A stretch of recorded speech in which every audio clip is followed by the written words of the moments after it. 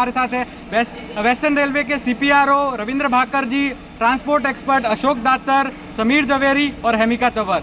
अशोक दातर जी, मैं आपसे समझना चाहूँगा, जैसा कि आपने कहा कि अच्छा प्रयास है, लेकिन क्या आपको लगता है लॉन्ग टर्म में ये एक लंबा सॉल्यूशन है, या फिर आप नहीं मानते कि इस तरह की जो दिक्कतें हैं उनको सुलझाने के लिए इंफ्रास्ट्रक्चर पे ज़्यादा ध्यान देना चाहिए? कोस्टल रोड है, मेट्रो है, एलिवेटेड कॉरिडोर है, ये सब बनेंगे तो जो पब्लिक ट्रांसपोर्ट पे जो प्रेशर है वो कम होगा। मेरी सोच थोड़ी अलग है। मेरे ख्याल से ये शायद छोटी चीज़ है, ये बहुत बड़ी चीज़ नहीं है, बट ये राइट डायरेक्शन में चीज़ है कि डिस्ट्रीब्यूट करना, जो एग्जिस्टिंग जो रोड स्पेस है, रेल स्पेस है, वो बेटर यूटिलाइज करना। मेरे ख्याल से ये ज़्यादा अच्छा है, बल्कि कोस्टल रोड बढ़ाओ, मेट्रो बढ़ाओ।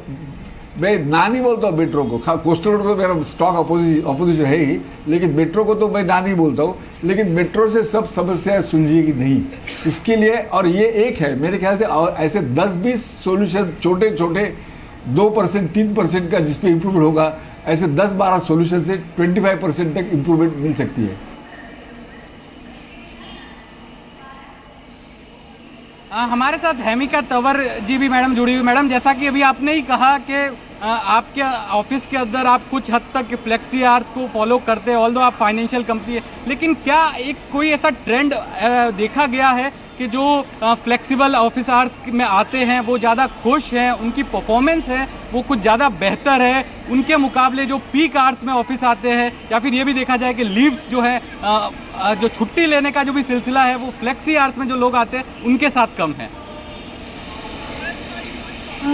देखिए, किसी भी एम्प्लॉय को एक टाइम स्लॉट्स दिए जाते हैं, वो उन्हें फॉलो करने पड़ते हैं, बट डेफिनेटली अगर लोगों को आपके ऑफिस तक पहुंचने में कोई दिक्कत ना हो, परेशानी का सामना ना करना पड़े, तो वो खुशी होते हुए ऑफिस आना चाहेंगे। और ये भी जाहिर सी बात है कि कोई छुट्टियां कम मारेंगे। आप समझ लीजिए, बॉम्बे में इतनी बारिश होती है, बरसात होती है, उसकी वजह से ट्रेन डिले हो जाती हैं, लेट हो जाती हैं, बंद हो जाती हैं। उसकी वजह से जो अगले ट्रेन हैं या उसके अगले ट्रेन हैं, उसमें पीक आवर्स में रश बढ़ता ही रहता है और उससे सभी को दिक्कतें आती हैं।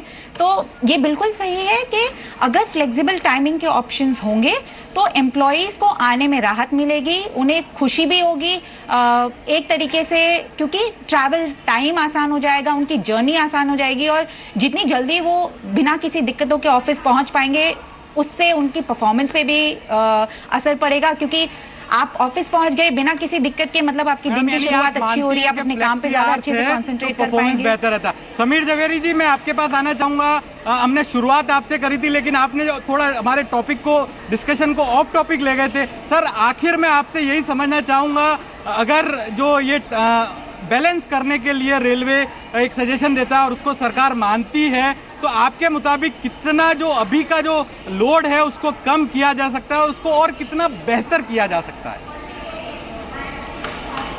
यस, मैं आपको वही बताना चाहता हूँ 3 पॉइंट में कि नंबर 1, एक सॉल्यूशन है कि ओवर क्राउडिंग कम हो। मगर ओवर क्राउडिंग कम करने के लिए ऑलरेडी जो पिछले साल दिसंबर 2015 में सुरेश प्रभु साहब ने जो कमेटी अपॉइंट की थी, जिसपे कमेटी मेंबर सुरेश गरुड़े एक पब्लिक की तरफ से इंजीनियर थे, उनसे मेरा बातचीत हुआ कि मुंबई में वो रिपोर्ट में लिखा है कि कई सारी ट्रेनें हैं जिसकी उम्र है 25 साल हो गया, वो 30 साल से वो ट्रेनें चल रही है, जिससे उसकी स्पीड जो है रिस्ट्रिक्शन में आती है। तो वो ट्रेनों को जो है भंगार में निकाल के नई अगर ट्रेन लाते हैं तो उसकी स्पीड बढ़ेगी, तो उसकी फ्रीक्वेंसी बढ़ेगी, नंबर 1। नंबर 2, मैं आपको और एक चीज़ बताना चाहूँगा कि 2010 में मेरे पास एक रिपोर्ट है, वर्ल्ड बैंक से ही मुंबई सबअर्बन ट्रेन ने फ्रीक्वेंसी बढ़ाने के लिए, ओवर क्राउडिंग कम करने के लिए है करीबन $430 मिलियन का लोन लिया था। 2010 की बात है। उसमें लिखा है कि 10 से 12 मौतें होती है हर दिन मुंबई में, और ये जो ओवर क्राउडिंग 5400 है वो एंड ऑफ 2014 4000 पैसेंजर होना था। टॉपिक जा रहे हैं, हमारे पास वक्त कम है। जावेरी साहब, मैं आपको यहीं रोकना चाहूँगा, लेकिन हमने पूरे शो में, ग्राउंड जीरो शो में, यही अलग अलग एक्सपर्ट से बात करी, अलग अलग फील्ड के एक्सपर्ट से बात करी। उनका यही कहना है कि जो ट्रैफिक है, जो ओवर क्राउडिंग है, उसके लेकर अगर एक ये ऑल्टरनेटिव सोचा जाता है, ऑफिस टाइमिंग्स को बदला जाता है, तो काफ़ी वेलकम मूव होगा। इससे बिल्कुल जो भीड़ है वो कुछ हद तक डाइवर्ट होगी और लोगों को फ़ायदा होगा। तो इसी पर था ये हमारा ग्राउंड जीरो शो।